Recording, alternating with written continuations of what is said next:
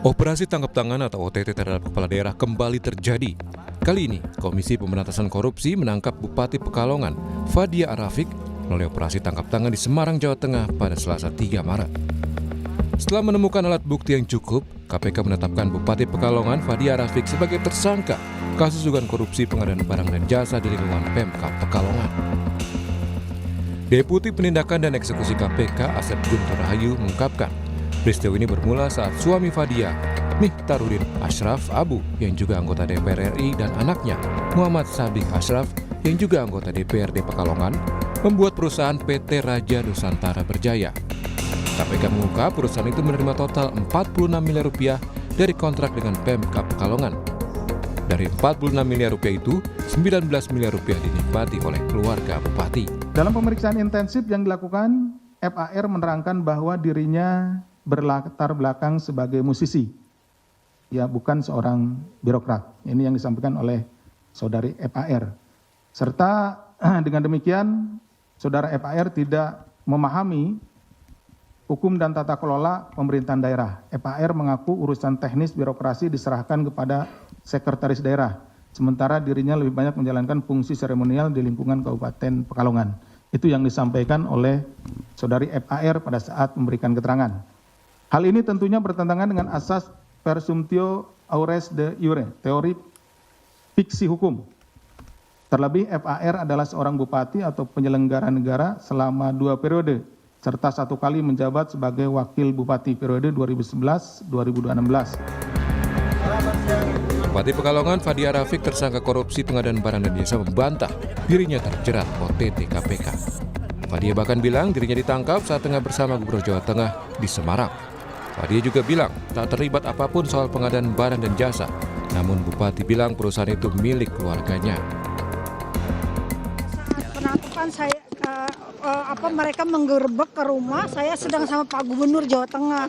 Jadi saya tidak ada OTT apapun, barang serupiah pun, demi Allah nggak ada. Ibu bersama Gubernur Jawa Tengah membahas apa, Ibu? Nggak membahas izin bahwa saya besok nggak bisa hadir acara MBG gitu. MBG?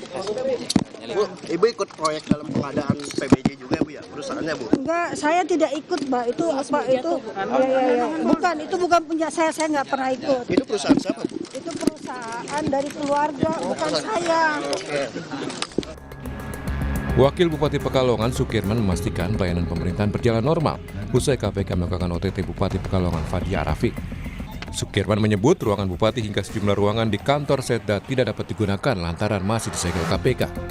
Begitupun aset mobil mewah milik Bupati Fadia yang disegel KPK dan masih terparkir di pendopo rumah dinas Bupati. Masih berjalan dengan baik di bidang kesehatan, di bidang pendidikan, di pasar-pasar, UKM, UMKM, dan seterusnya, perizinan dan seterusnya masih berjalan dengan baik. Seperti biasa, kami secara otomatis selalu berbagi tugas, saya khususnya dengan Ibu Bupati, bila satu berhalangan, satu mengerjakan yang lain. Pasca OTT KPK, ruang kantor Bupati Fadia Arafik, ruang Sekretaris Daerah Yulian Akbar, dan sejumlah ruang kepala dinas disegel KPK. Sejumlah aset mobil mewah milik Bupati Fadia di pendopo rumah dinas juga tak luput disegel KPK. Tim Liputan Kompas TV.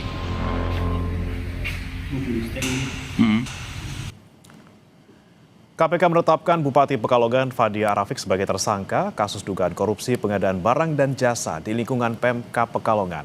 Dalam pemeriksaan yang dilakukan KPK, Bupati Pekalongan mengaku tidak paham soal birokrasi sebab Fadia berlatar belakang sebagai musisi dangdut. Lantas apa yang menjadi faktor pendorong kepala daerah melakukan korupsi dan seperti apa pengawasan dan pembekalan yang diberikan partai kepada kadernya yang menjadi kepala daerah? Kita akan bahas dengan sejumlah narasumber yang sudah bergabung melalui sambungan daring. Ada Wakil Ketua Umum Partai Golkar Ahmad Doli Kurnia dan pengamat politik Lingkar Madani Ray Rangkuti. Selamat pagi Bang Doli, Bang Ray.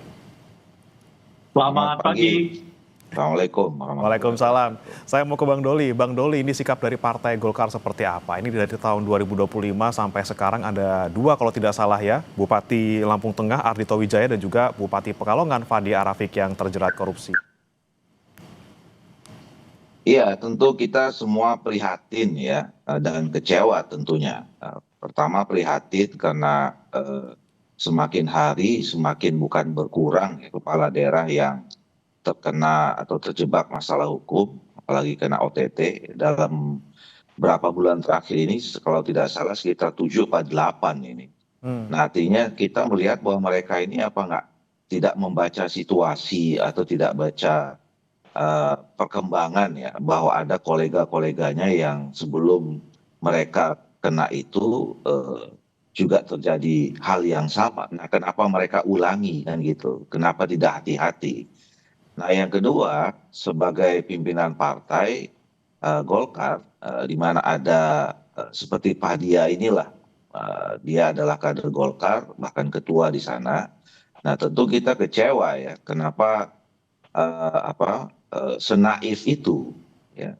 Karena di dalam partai kita sebetulnya kita sering sekali mengingatkan ya, jajaran partai kita ini untuk fokus menjalankan amanah yang diberikan rakyat ya, melakukan kebijakan-kebijakan yang pro rakyat, kemudian selalu harus ikut aturan gitu. Jangan mengambil kebijakan yang berpotensi bermasalah hukum gitu. Nah, itu sering kita ingatkan. Bahkan sebetulnya kepala-kepala daerah seperti Fadia yang sudah kedua periode ini, itu pernah dulu kita lakukan semacam briefing atau pembekalan yang dilakukan oleh partai yang diisi oleh KPK gitu. Nah, jadi sebetulnya tidak ada alasan ya, menurut saya, apalagi kalau tadi dijelaskan, menurut saya ya sudah tidak lagi perlu disampaikan alasan saya latar belakangnya apa gitu ya. Ya, ketika kita siapapun latar belakangnya ya, begitu mengambil keputusan untuk mengabdi kepada bangsa dan negara melalui posisi-posisi jabatan publik, ya kita harus tahu tugas dan tanggung jawab kita itu apa, hak dan kewajiban kita apa gitu. Jadi tidak ada no excuse lah ya, mau dari latar belakang mana gitu. Nah, oleh karena itu menurut saya sih nggak usah lagi buat alasan-alasan yang tidak tepat seperti itu, ya jalani aja, pertanggungjawabkan apa yang dilakukan dan ikuti proses hukum ini. Jadi partai kami tentu tadi prihatin, kecewa, tapi kami tetap menghargai negara kita ini adalah negara hukum. Proses dan mekanisme hukumnya sudah diatur ya, dalam kasus ini ya jalani saja, kira-kira begitu. Nah, tapi kan memang sudah tadi disebutkan Bang Doli, sudah ada pembekalan yang bareng-bareng KPK gitu ya, untuk tidak korupsi, untuk mengikuti aturan-aturan yang ada. Apakah mungkin kemudian dengan kejadian lagi gitu Bang Doli sekali ini ke Fadia seperti itu, apakah kemudian pembekalan yang diberikan ini masih kayaknya kurang mengena, atau sebenarnya ini faktornya ya faktor di pribadi Fadia sendiri gitu? Ya itu tadi, dan selain masing-masing partai, saya kira kan seluruh kepala daerah itu juga sering ya mendapatkan pembekalan seperti itu. Katakanlah terakhir retreat itu kan juga sebetulnya pembekalan yang dilaksanakan oleh pemerintah pusat kepada seluruh kepala daerah, dan salah satu narasumber atau sesi yang ada dalam retreat itu adalah ketua KPK gitu. Nah, artinya kan mereka sebetulnya udah berkali-kali kesempatan atau diberikan ya informasi tentang aturan dan segala macam itu. Nah, tapi memang lagi-lagi ya, ini alarm keras buat kita gitu ya. Kalau misalnya ada pejabat publik, terutama kepada yang hampir berturut-turut ya, terus-menerus ada yang terjebak masalah hukum. Jadi ini kan ya, saya kira buat Indonesia ini bukan sebuah prestasi ya, ketika semakin banyak orang atau pejabat yang terkena masalah hukum gitu, atau terjebak kasus korupsi.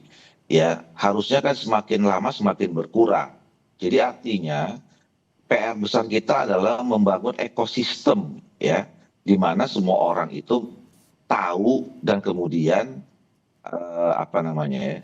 ya tidak mau lagi, atau bisa ada pencegahan lah ya terhadap tindak pidana korupsi itu. Dan itu tanggung jawab kita semua. Oke, kalau misalnya semua pejabat publik itu berasal dari partai politik, tentu salah satu atau tanggung jawab terbesarnya adalah dari partai politik. Tapi juga kita harus sama-sama membangun ya bangsa negara kita ini harus membangun sistem yang betul-betul bisa mengantisipasi atau mencegah ya semua kita ini adalah insan-insan atau pejabat-pejabat yang tahu hak dan kewajiban, paham mana yang salah yang benar gitu ya, sehingga tidak lagi melakukan langkah-langkah yang salah atau potensi masalah hukum itu atau korupsi. Oke, baik. Saya ke Bang Rey. Bang Rey, tanggapan Anda nih, sudah 2 periode jadi Bupati Pekalongan, bahkan sebelumnya sudah jadi Wakil Bupati juga gitu ya, sudah diberikan pembekalan kalau kata Bang Doli tadi di Partai Golkar. Masa iya alasannya karena nggak tahu soal aturan? Apakah ini cuma cara ngeles gitu ya, supaya dia lolos dari tuduhan, tapi cara ngelesnya kurang lihai gitu, Bang Rey? Iya, kalau nggak ngerti kok malah jadi bupati kan aneh. Tapi itu juga sebetulnya kan membuat Golkar jadi malu. Kenapa? Lah masa orang yang nggak ngerti asas-asas pemerintahan kok dicalonkan oleh Golkar gitu kan? Dan jangan lupa beliau ini adalah orang yang bagian dari orang yang dititipi oleh Pak Jokowi kan? Ya ini artinya ada 2 sebetulnya kan? Satu di Golkar, satu di Pak Jokowi. Tapi tiba-tiba ngelesnya itu loh. Saya nggak tahu loh, kok Golkar kok dorong orang yang nggak tahu kelola pemerintah daerah kan? Sama dengan Pak Jokowi juga kok bisa mendukung orang yang atau menitip orang yang nggak mengerti tata kelola pemerintahan daerah. Artinya memang betul ini alasan yang dibuat-buat, tapi alasannya ini sangat bisa memalukan Golkar, juga sangat bisa memalukan Pak Jokowi gitu ya. Itu yang pertama. Nah yang kedua adalah faktor ya, kalau kita bicara faktor, kita udah berulang kali mengatakan sangat bahaya dinasti politik ini, sebab salah satu faktor utama terjadinya praktek korupsi, kolusi itu adalah nepotisme. Nah ini salah satu yang bukan salah satu lagi, ini bagian dari sekian banyak kasus korupsi, kasus suap di daerah itu yang tata kelola pemerintahannya itu berbasis nepotisme. Seperti kita ketahui kan suami dari Ibu Fadia ini kan adalah anggota DPR dan juga dari fraksi Golkar.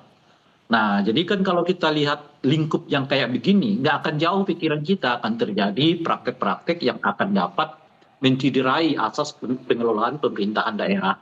Dan umumnya itu adalah terkait dengan suap, terkait dengan korupsi, dan sebagainya. Oleh karena itulah dari dahulu kita menolak praktek dinasti ini, karena hanya akan melahirkan koruptor-koruptor baru, nggak akan melahirkan pengelolaan pemerintahan daerah dan sebagainya gitu ya. Nah ini yang kedua. Nah yang ketiga, saya kira kalau bicara soal sistemik, inilah pentingnya mengapa kita 2 hal ya, terus mengusung supaya satu, revisi pembuatan undang-undang perampasan aset itu segera ditetapkan oleh DPR. Yang kedua adalah hak untuk mencabut hak politik para koruptor. Sayangnya kan yang kedua ini dibatalkan lagi kan, di mana hak orang yang didakwa dan divonis ya melakukan tindak pidana korupsi lebih dari yang hukumnya lebih dari 5 tahun, itu otomatis hak politiknya hilang, itu dibatalkan lagi. Nah, efeknya seperti yang sekarang. Saya kira kalau dilihat dari masifnya ya praktek korupsi-kolusi dengan modus yang sebetulnya nggak ada yang baru modusnya gitu. Modusnya ini kan kalau kita lihat sekarang berpusat di soal bagaimana keluarga dilibatkan mengurus urusan yang berhubungan dengan APBD kan. Yang kedua adalah mengambil keuntungan dari proses seleksi di semua lapisan yang berhubungan dengan aparat pejabat daerah gitu. Jadi modusnya kelihatan dari situ sekarang. Korupsinya dari pelibatan keluarga di dalam bisnis APBD. Yang kedua adalah menerima bagian dari meloloskan orang per orang untuk masuk di dalam jabatan di daerah gitu. Nah, kalau dilihat dan mengapa ini terus berulang padahal sudah ratusan kepala daerah yang ditangkap oleh KPK, sederhana. Karena menurut saya bagi para koruptor ya sekarang ini nggak terlalu menakutkan masuk penjara itu gitu. Apalagi sanksinya cuma 5 tahun, 6 tahun gitu.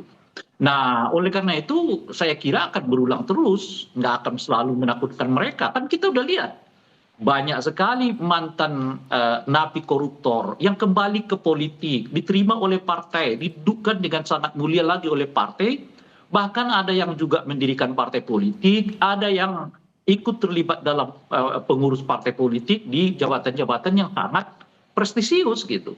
Nggak ada efeknya sama sekali. Biarlah 5 tahun, 6 tahun, 7 tahun kita nyantri dulu di KPK, habis itu kan tetap menjadi orang terhormat gitu. Nah, oleh karena itu saya kira ya ada dua hal yang sangat penting untuk membuat para calon koruptor ini gitu ya, atau koruptor-koruptor itu.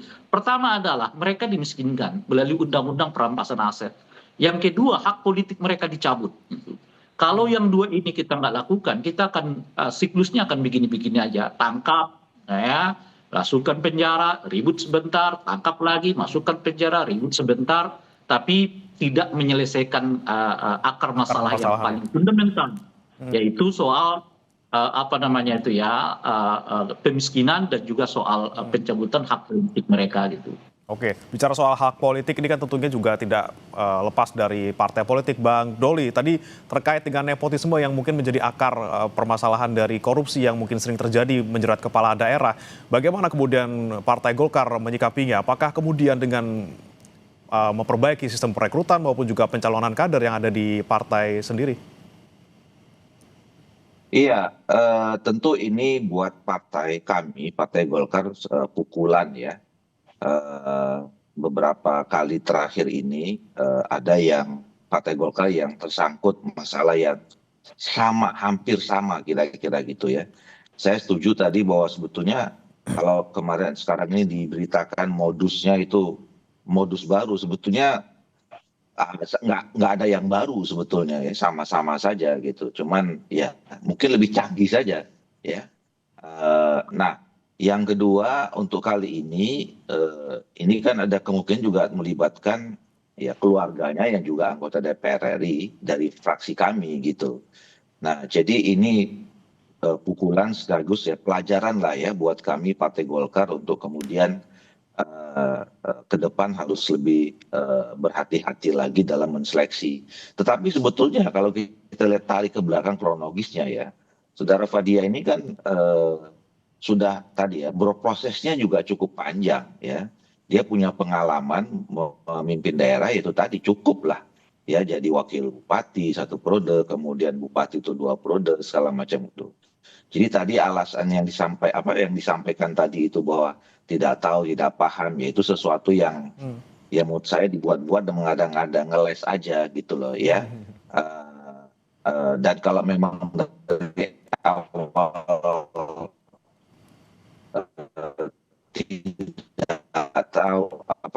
tidak tahu ya tentu kan proses perjalanan pemerintah di sana pasti terganggu. Terus ini ya pemerintah di sana kan selama ini berjalan cukup baik juga gitu ya. Nah, jadi itu dua hal yang berbeda.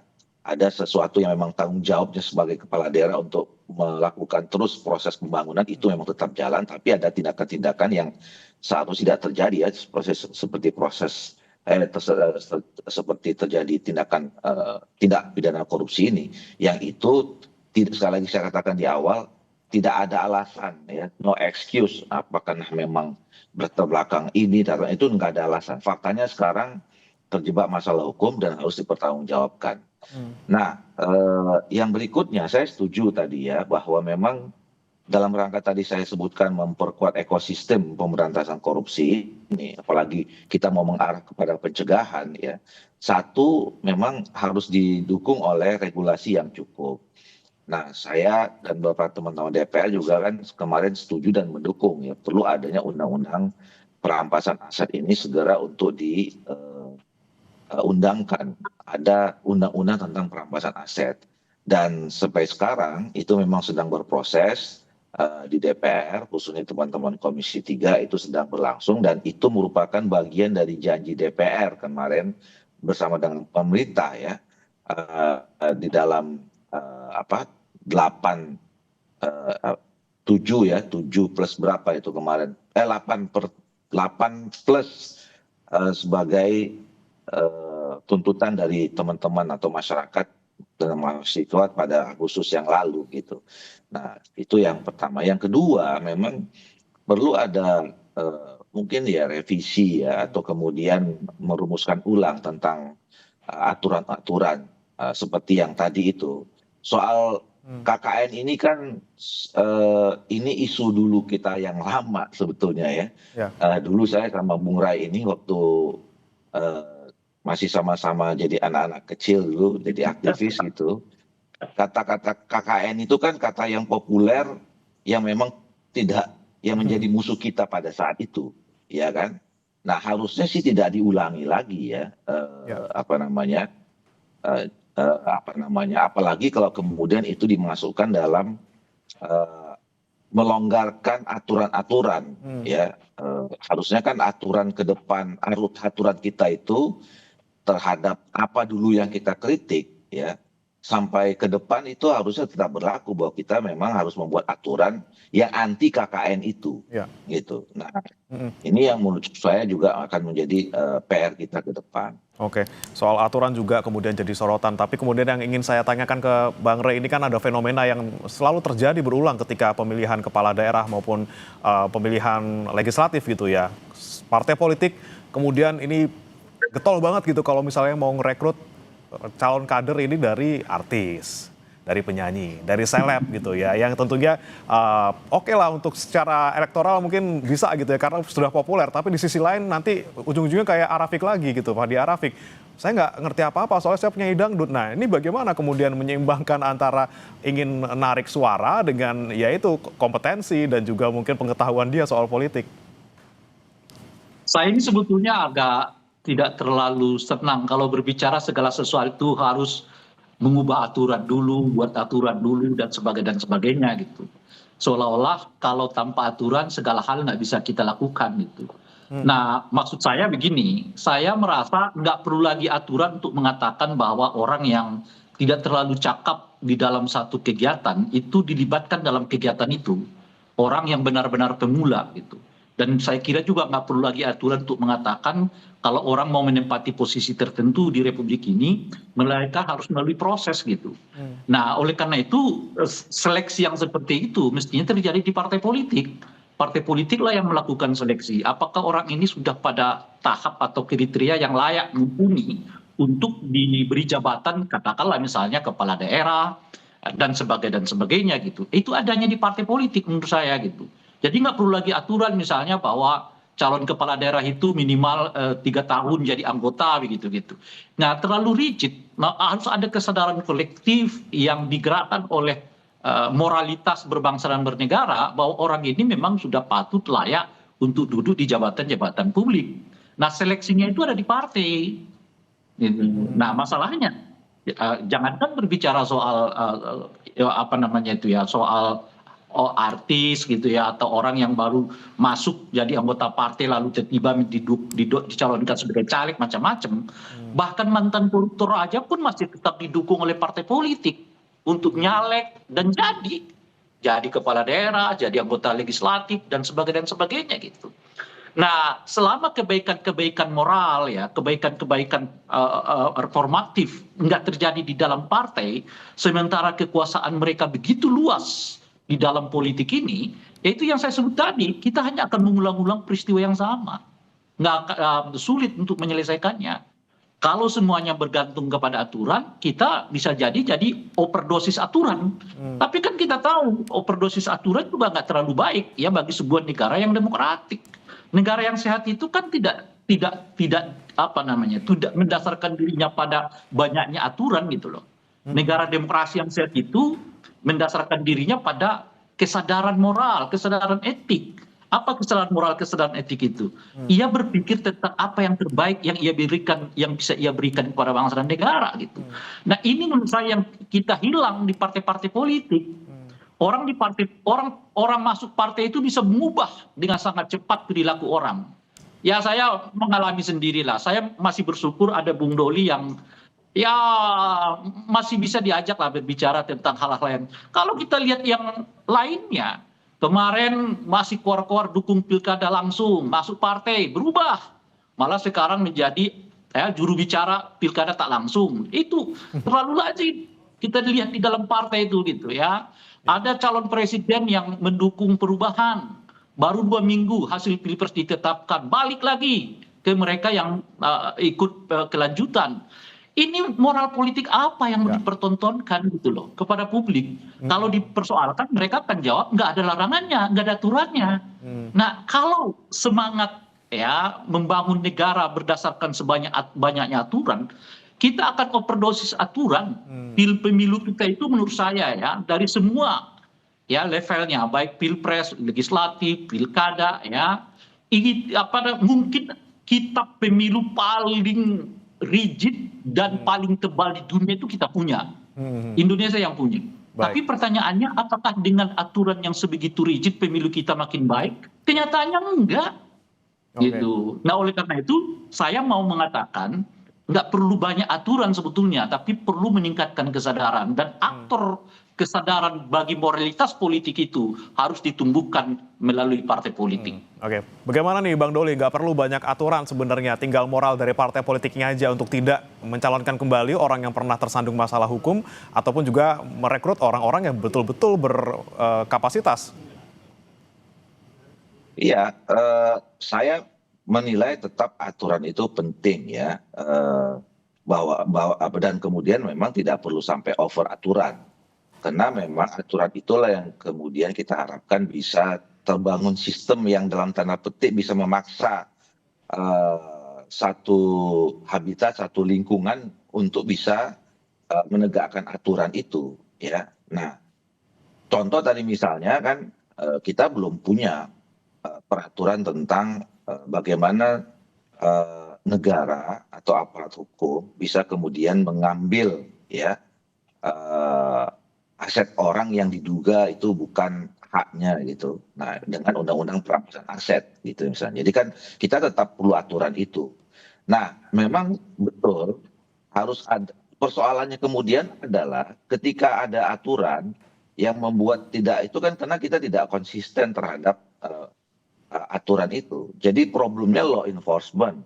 Ya, artinya kita bisa menganggap aturan itu ya bisa kita negosiasikan atau bisa kita tafsirkan lain dan seterusnya. Itu yang juga menjadi problem. Jadi law penting, aturan penting gitu ya. Dan tidak memang perlu ada over law gitu. Over regulation. Nah, tapi juga law enforcement-nya penting. Nah, ini juga menurut saya yang jadi penting. Satu. Yang kedua, soal rekrutmen ya. Kita ambil contoh misalnya Fadia. Kami lah misalnya di Partai Golkar, ya berusaha untuk selektif mungkin. Kami juga tidak selalu memaksakan diri misalnya, tadi ya kalau di awal pertanyaannya soal teman-teman artis gitu ya, yang kita hanya menganggap popularitasnya saja. Nah, relatif kalau kami di Partai Golkar ini itu ya karena stoknya agak banyak gitu ya. Jadi seleksinya juga ini. Karena contohnya si Fadia ini, saya terus terang saja dulu waktu saudara Fadia dicalonkan, saya tidak tahu, tidak dapat informasi yang banyak bahwa saya baru tahu nih bahwa beliau adalah artis dangdut. Yang saya tahu, yang kami tahu beliau anaknya almarhum Arafik, keluarga musisi. Nah waktu itu kan beliau diajak sama bupati yang lama itu menjadi wakil bupati. Dan selama jadi wakil bupati ya kita lihat performansnya di dalam melaksanakan tanggung jawabnya sebagai wakil bupati di dalam pemerintahan itu cukup baik. Dan kemudian waktu itu pada saat kita mau mencalonkan saudara Fadia, ya kita lihat dulu kan semua kan survei dan segala macam respon publik seperti apa, cukup bagus ya. Nah kita calonkan gitu. Jadi artinya itu tadi saya katakan ini dua hal yang berbeda. Satu soal performance sebagai atau skill ya sebagai pejabat publik yang diberi tanggung jawab untuk melaksanakan sebuah pemerintahan. Itu mungkin itu bisa baik. Dan semua saya kira kita bisa cek nanti satu-satu ya. kepala-kepala daerah saja, misal contohnya yang Ya. terkena kasus korupsi ini, itu coba cek, bisa jadi proses perjalanan tanggung jawabnya sebagai kepala daerah dan pemerintahan itu memang diurus dengan baik. Tapi sisi yang lain, untuk menjalankan semua pemerintahan itu menjaga kinerja yang baik itu nggak cukup, harus dibantu dengan soal integritas yang juga tinggi, ya. Sehingga memang mereka selain bisa menjalankan tanggung jawabnya sebagai kepala daerah, tapi juga punya integritas dan moralitas yang bagus, sehingga tidak terjebak atau tergoda untuk melakukan praktek-praktek yang tidak benar seperti korupsi ini. Kira-kira begitu. Baik. Saya terakhir nih ke Bang Ray sebelum kita tutup. Bang Ray, mungkin selain tadi faktor soal nepotisme, kemudian juga soal hukum kita yang mungkin kurang bikin jera untuk para kepala daerah untuk tidak korupsi lagi, ada jugakah kemudian faktor-faktor misalnya mengembalikan biaya politik yang sudah dikeluarkan selama dia mencalonkan diri, dan bagaimana kemudian seharusnya hal ini bisa diantisipasi dan juga bisa jadi perhatian oleh partai politik? Bang Ray. Ya, Bang Ray, suaranya masih di mute, Bang Ray.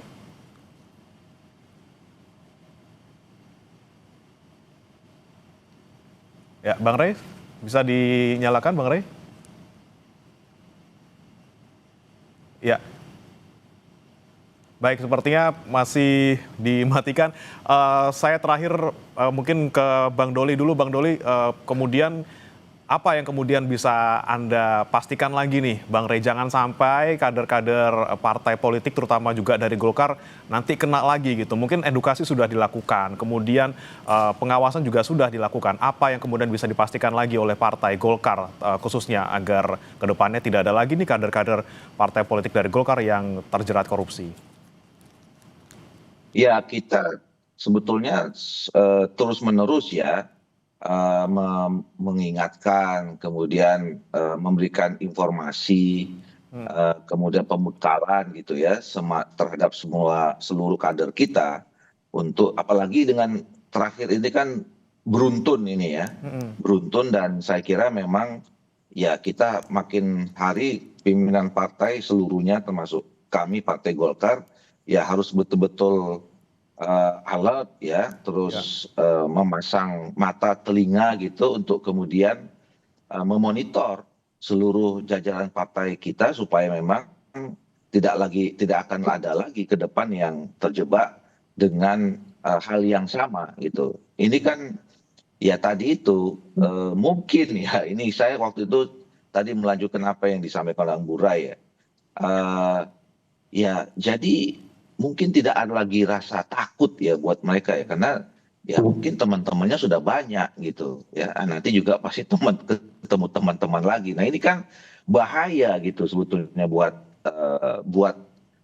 kita yang mengaku sebagai negara hukum, ketika semua orang sudah merasa tidak ada ketakutan lagi untuk melakukan tindak pidana korupsi, karena mungkin tadi ya satu aturannya yang mengatur soal itu memberikan sanksi mungkin kurang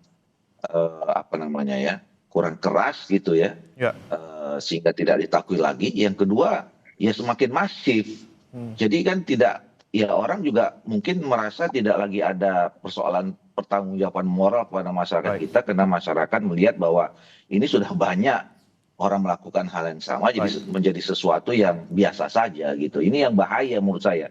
Itu yang saya katakan tadi, alarm kuat buat kita semuanya, bahwa ini persoalan yang sangat serius buat bangsa kita gitu. Baik, terakhir singkat saja Bang Doli, sudah maksud kami Bang Ray sudah bisa mendengar dan sudah bisa terdengar suaranya, mungkin coba cek audio lagi Bang Ray. Oke, sepertinya Bosnya. Oh iya, sepertinya Resek ya? Udah tuh. Sudah. Halo. Oke, Bang Ray, singkat saja Bang Ray. Bang Ray, singkat saja. Ini mungkin terakhir, kemudian bagaimana kita bisa memutus mata rantai pejabat daerah yang korupsi, sudah ada 8 selama tahun 2025 sampai 2026. Apa yang bisa kita lakukan sekarang konkretnya? mengoptimalkan pengawasan terhadap dana kampanye. Inilah salah satu yang menurut saya agak lemah kita lakukan. Oleh karena itu saya punya usul ke depan ini mungkin dana kampanye itu langsung diserahkan ke KPK. Gitu. Nah, KPK lah yang langsung mengawasi sejauh apa penggunaan dana kampanye para calon. Sehingga kita bisa mengantisipasi orang ini punya potensi untuk korupsi apa tidak. Nah, yang kedua pengawasan terkait dengan praktek politik uang. Sayangnya Bawaslu kita nggak terlalu optimal bekerja pada wilayah ini. Dan oleh karena itulah saya juga merasa Bawaslu kita ini perlu direformasi, Bung Dol. Jadi nggak perlu kita memiliki Bawaslu yang sedemikian gede, besar, terstruktur. Tapi kalau terkait dengan politik uang, kinerjanya sangat lemah. Mereka hanya mengatur soal administrasi, mengurusi hal administrasi, tapi nggak masuk ke isu-isu yang sangat substantif. Bagaimana dana kampanyenya, bagaimana praktek penggunaan dana kampanye, bagaimana praktek politik uang dan sebagainya. Sebab aturan praktek politik uang itu sudah sangat terang benderang di dalam undang-undang kita, tapi seringkali itu kemudian justru jadi alasan untuk tidak terjadi permasalahan terkait dengan praktek politik uang. Nah ini semua sangat tergantung pada visi daripada Bawaslu-nya. Kalau Bawaslu-nya seperti sekarang nggak bisa optimal dalam kerangka ya memberantas penyakit paling fundamental dalam pemilu. Satu, manipulasi suara. Kedua adalah praktek politik uang. Yang ketiga adalah penggunaan kekerasan dan hoax. Yang keempat adalah daftar pemilih. Yang ngapain kita bentuk Bawaslu yang sedemikian gede gitu loh. Bagus aja kita buat panitia ad hoc lah, satgas gitu, satgas anti politik uang, satgas anti pembelian suara, manipulasi suara, daripada membuat badan Bawaslu yang sedemikian besar tapi tidak mampu ya melakukan pemberantasan terhadap praktek politik uang itu. Baik, berarti dari hulu, tengah, dan juga hilir. Dari hulu mulai dari perekrutan, pencalonan di partai politik, kemudian ketika pemilihan di kampanye, pengawasannya harus diperketat.